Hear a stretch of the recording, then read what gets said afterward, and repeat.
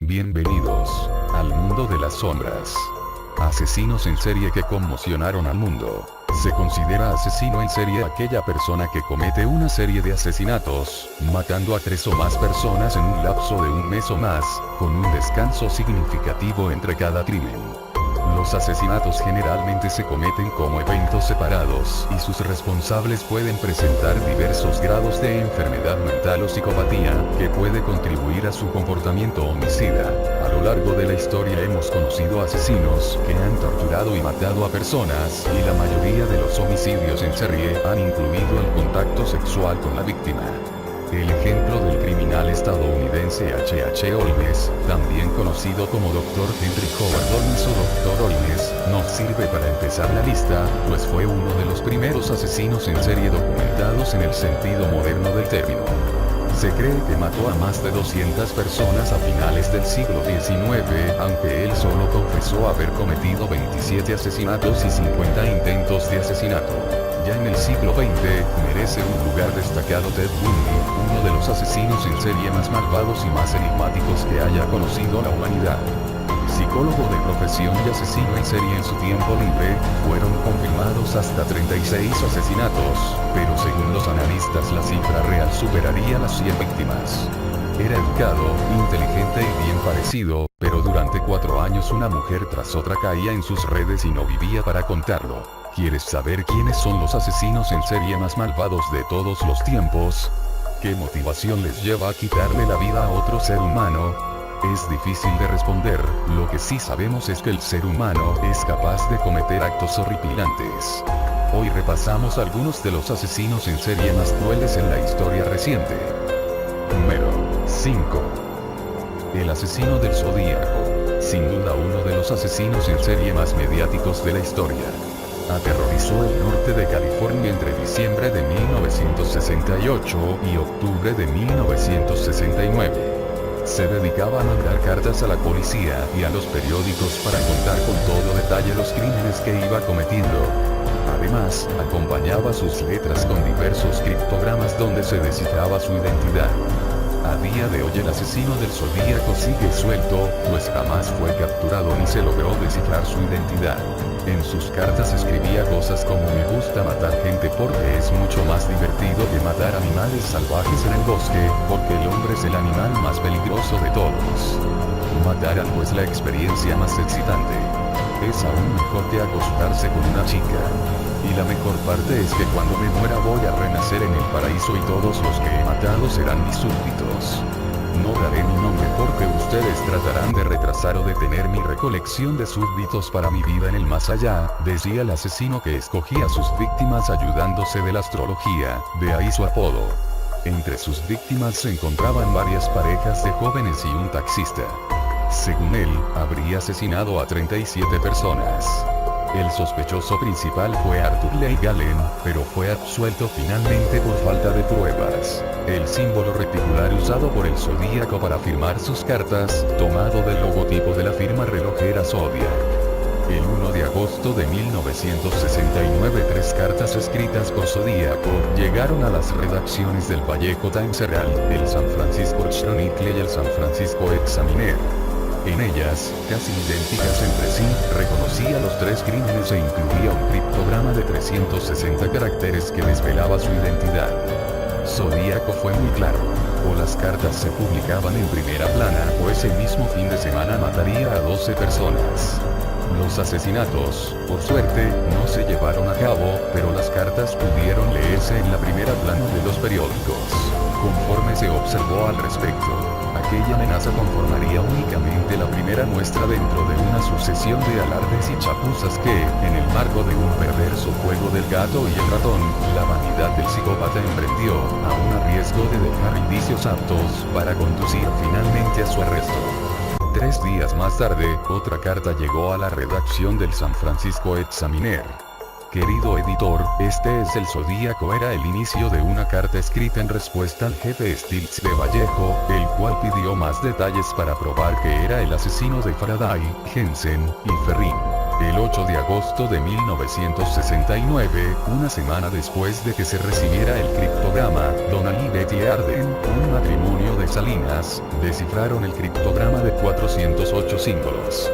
En él, no venía la identidad del asesino, hasta el día de hoy no se ha descubierto la identidad de este asesino y el caso fue cerrado. Número 4. Jack el Destripador. Jack el Destripador fue el nombre dado a un asesino en serie no identificado activo en Londres durante el siglo XIX. Se cree que mató al menos a 5 mujeres, que trabajaban como prostitutas en un área empobrecida de Londres, aunque el recuento real de sus víctimas podría ser mayor. La leyenda de Jack el Destripador es uno de los misterios de asesinatos más duraderos de todos los tiempos, especialmente porque nunca se descubrió la verdadera identidad del asesino. En los últimos tiempos, según un análisis de una chaqueta de una de las víctimas de Jack el Destripador, Catherine Dowes, el asesino en serie habría sido un inmigrante polaco llamado Aaron Kosminski. Todas las víctimas atacadas por el asesino eran prostitutas pobres que vivían y trabajaban en los barrios marginales de Londres. Los cuerpos de la mayoría de las mujeres se encontraron con la garganta cortada y el área abdominal mutilada. La policía también quedó desconcertada por los asesinatos, ya que no pudieron encontrar ninguna pista definitiva que condujera a la identidad del asesino a pesar de que lograron preparar una lista de los sospechosos. Pese a que se investigó aproximadamente a 300 sospechosos, la investigación policíaca resultó ineficaz en el esclarecimiento de la identidad del asesino serial, y fue objeto de burla y polémica por parte de la prensa. Esto derivó en el establecimiento de un comité ciudadano encargado de patrullar las calles de Whitechapel, identificar a posibles sospechosos e investigar por su cuenta los asesinatos. Aunque el autor de los crímenes nunca fue identificado, surgieron varias teorías y sospechas por parte de la policía, prensa y autores para explicar los posibles conocimientos quirúrgicos, profesión u ocupación y salud mental del homicida. Algunos de los sospechosos a los que se investigó fueron Montague DeWitt, Severin Krosowski, Aaron Kosminski y Francis Tunlety. La policía recibió al menos 3 cartas supuestamente firmadas por el asesino, en las que este se burlaba de las investigaciones y amenazaba con seguir asesinando a prostitutas. Una de las misivas estaba firmada por Jack el Destripador, y a partir de ese entonces el asesino comenzó a ser referido por este apodo. El mito de Jack el Destripador ha sido el concepto central de varias obras literarias, artísticas y cinematográficas que, por lo general, combinan hechos reales con elementos ficticios y de terror, ayudando a consolidar una alegoría en torno al homicida que prevalece en la época contemporánea. Durante el siglo XIX, tras los atroces asesinatos cometidos por Jack el Destripador, se levantaron grandes incógnitas por saber quién era el famoso asesino, es decir, la persona tras la máscara. La circunstancia de que este asesino nunca fuese capturado y procesado, no supuso que durante el breve periodo que duró su reinado de terror, Scotland Yard dejase de investigar y de arrestar a sujetos, sobre quienes recayeron sospechas de haber sido ese sanguinario ejecutor. Luego de clausurarse formalmente el respectivo expediente policial, en el año 1892, continuaron emergiendo a la luz pública nombres de individuos signados con similar suspicacia, aunque, como es sabido, jamás se llegó a responsabilizar penalmente a ninguno de ellos, y el caso se mantuvo sumido en el más profundo de los misterios. Número 3. John Yorkshire. Fue un asesino en serie inglés convicto que durante la década de los 1940 asesinó a varias personas para robar su dinero, comúnmente conocido como el asesino del baño de ácido, por disolver los cadáveres de las víctimas con ácido sulfúrico. Fue arrestado el 20 de febrero de 1948 sospechoso de la desaparición de la señora Durand Diacon y sometido a juicio el 18 de junio de 1949. Aunque Ike confesó sus crímenes, la defensa, pagada por el periódico News of the World a cambio de que Ike escribiera su historia en exclusiva, intentó que se le declarara insano, pues Ike refirió a los psiquiatras frecuentes pesadillas y obsesión por beber sangre de sus víctimas, por lo cual fue llamado el vampiro de Londres por la prensa sensacionalista. Asimismo, Ike se comportó irracionalmente en su reclusión, incluyendo beber su propia orina delante de los guardias. pero la fiscalía, con base en informes de los peritos oficiales, consideró que estaba simulando su insanía, que había actuado con premeditación y alevosía movido por la codicia, siendo prueba de ello que intentara encubrir sus crímenes, y que la estrategia del acusado y de sus abogados lo que perseguía era evitar la pena de muerte si lo declaraban loco. El Daily Mirror, periódico que había insistido en enfatizar que Ike era un vampiro en una serie de reportajes sensacionalistas, fue demandado por los abogados de Ike y sancionado por la corte a pagar 10.000 libras esterlinas, y su editor fue condenado a 3 meses de prisión por desacatar la orden de no dar por hecho la culpabilidad del acusado antes de que culminara el juicio. Aunque confesó haber matado a un total de 9 personas, Ike fue declarado culpable de los asesinatos de 6 víctimas cuyos restos pudieron ser identificados con certeza y condenado a la horca, pena que fue ejecutada el 6 de agosto de 1949 en la prisión de Wandsworth. Antes de ser ejecutado, Ike permitió que los técnicos del Museo Madame Tussauds de Londres hicieran una copia en cera de su rostro y legó su ropa a esa entidad en la cual su efigie es exhibida en la llamada Cámara de los Horrores. A pesar de que durante el juicio se descartó que Ike bebiera sangre y se concluyó que al confesar tal acción lo que pretendía era desviar la atención de su codicia para ser juzgado como demente, muchos autores de literatura popular continúan mencionando su caso a propósito del vampirismo. Número 2. Fred y Rose West. Hacemos una parada ahora con Fred y Rose West, llamados los asesinos de Cromwell Street. Entre 1967 y 1987, Fred West y su esposa Rose torturaron, violaron y asesinaron al menos a 11 mujeres y niñas en Gloucester, Inglaterra. La pareja finalmente fue agredida y acusada en 1994 después de que la policía obtuviese una orden de registro y localizara varios huesos humanos enterrados en el jardín y bajo las maderas del suelo de su casa. Su casa fue denominada posteriormente la Casa de los Horrores. Muchos de estos asesinatos reflejaban la depravación sexual de Fred, con un patrón claro de violación, esclavitud y tortura antes de los asesinatos. Fred también tenía interés sexual en sus propias hijas, y torturó y mató a 2 de ellas, ayudado por su esposa. Una llamada anónima logró que los crímenes salieran a la luz. Durante el juicio, Fred West se ahorcó antes de ser condenado. Tenía 53 años. Rose West fue encarcelada de por vida en 1995 tras haber sido declarada culpable de 12 cargos de asesinato. Se encuentra en la prisión HMP Bronzefield en Ashford, Middlesex, Inglaterra. En mayo de 1992, Fred West violó a una de sus hijas, que por aquel entonces tenía 13 años, en su casa de Cromwell Street y grabó la escena para luego repetir el acto 2 veces más. La joven les contó esto a sus hermanos y hermanas, además de a sus compañeros de instituto. Finalmente, el 6 de agosto de 1992 la policía decidió investigar la vida de los West. Al investigar en su casa, los West fueron arrestados y se presentaron cargos por 12 asesinatos y violaciones en contra de Fred. A Rosemary se le acusó de ser cómplice de su marido, además de crueldad con sus hijas e hijos. A partir de entonces, los hijos, menores de edad, del matrimonio fueron enviados a hogares tutelares. El caso de la violación de su propia hija se desplomó cuando los 2 testigos principales de la acusación, entre ellos, la propia hija de los West, decidieron no declarar ante la corte el 7 de junio de 1993. En febrero de 1994 la policía consiguió una orden para excavar en el jardín de la casa de los West en busca del cuerpo de Ather, quien había sido denunciada como desaparecida por los propios West. Finalmente el 25 de febrero de 1994 la policía comenzó a excavar el jardín. Después del arresto de Fred, la policía encontró huesos humanos en la casa.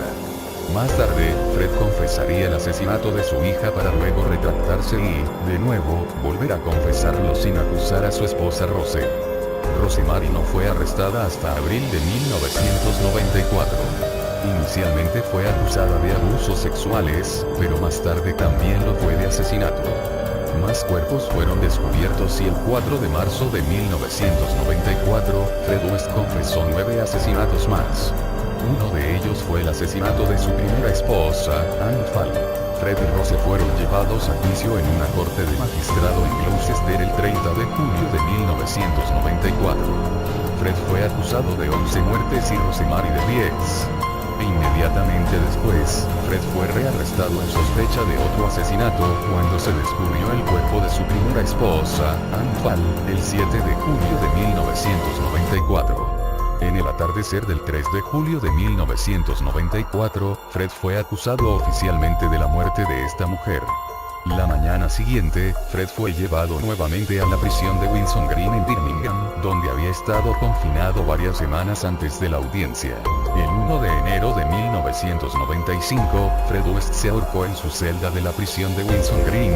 En la parte inferior de la nota de suicidio encontrada en su celda había un dibujo de una lápida, dentro del cual estaba escrito: con amorosa memoria, Fred West.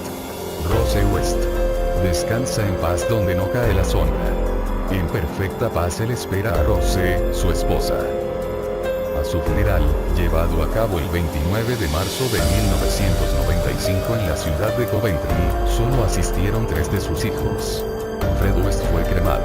La evidencia contra Rose fue circunstancial debido a que ella, a diferencia de Fred, no confesó ningún crimen. Fue juzgada en octubre de 1995 y condenada a cadena perpetua en la ciudad de Winchester por 10 asesinatos. El juez que la sentenció recomendó que Rose nunca fuera liberada. 18 meses después, el ministro de Interior Jack Straw coincidió con esta recomendación y sentenció a Rosemary West a morir en prisión. Sin embargo, en noviembre de 2002, un juez supremo dijo que Rosemary podría ser liberada en 2019, cuando tenga 66 años. En octubre de 1996 la casa de los West, en el número 25 de Cromwell Street junto con la casa 23 de esa misma calle, fueron demolidas y el lugar se convirtió en un camino. Además, cada ladrillo de las casas fue aplastado y cada madera de las casas fue quemada para que ningún cazador de recuerdos cogiera un pedazo. Número 1. Arthur Shawcross. También conocido como el asesino del río Genesee en Rochester, Nueva York, Arthur Shawcross cometió su primer crimen en 1972 al agredir sexualmente y asesinar a un niño de 10 años, después de atraerlo a una zona boscosa en Watertown, Nueva York. Luego violó y mató a una niña de 8 años. Fue capturado y declarado culpable de homicidio. Tras 14 años de prisión, fue liberado en 1988. Nada más salir asesinó brutalmente a 12 mujeres prostitutas entre 22 y 59 años. Finalmente la policía logró capturarlo en la escena de su último asesinato. Shawcross confesó todos los asesinatos y fue sentenciado a 250 años de prisión. Murió el 10 de noviembre de 2008 a los 63 años de edad en la cárcel a causa de un paro cardíaco. En noviembre de 1990, Shawcross fue juzgado por el condado de Monroe por 10 asesinatos en dicho condado. Shawcross se declaró inocente por razones de demencia, con testimonio de la psiquiatra Dorothy Lewis, diciendo que él sufría de trastorno de personalidad múltiple, trastorno de estrés postraumático y posiblemente abuso como niño. Shawcross, que había servido en Vietnam, había relatado muchos cuentos extravagantes acerca de cometer crímenes horribles, incluyendo canibalismo, a menudo perpetrados mientras estaba solo en la selva de dicho país. Desde el momento que Shawcross regresó de su periodo de servicio, él contó a los conocidos que veía soldados estadounidenses sin piel desde el cuello hasta los tobillos, y afirmó haber decapitado a 2 mujeres que había victimizado, colocando sus cabezas en postes. El perfilador de FBI Robert Ressler revisó la afirmación de trastorno de estrés postraumático en nombre de la fiscalía antes del juicio. Ressler escribió que su afirmación de haber presenciado atrocidades durante la guerra fue indignante y falso. Shawcross fue encontrado culpable de 10 cargos de asesinato en segundo grado, y fue sentenciado de 250 años a cadena perpetua por los asesinatos del condado de Monroe. Unos meses después, Shawcross fue llevado al condado de Wayne para ser juzgado por el asesinato de Gibson. Se declaró culpable y fue condenado a cadena perpetua. En 1992, el autor Joel Norris escribió un libro sobre el caso. El libro de bolsillo viene con una cinta que contiene las confesiones en vivo de Arthur Shawcross y sus crímenes horribles. Esto originó algunas críticas en el sentido de que Norris era sensacionalista del caso. Los oficiales dijeron que Shautro se quejaba de un dolor en su pierna en la tarde del 10 de noviembre de 2008, su fecha de muerte. Fue llevado al centro médico de Albany, donde sufrió un paro cardíaco y murió a las 9:50 p.m. Arthur Shautros fue incinerado en privado y sus cenizas se encuentran bajo el cuidado de su hija. Si el video te gustó, no olvides suscribirte y compartirlo. Esto fue El Mundo de las Sombras.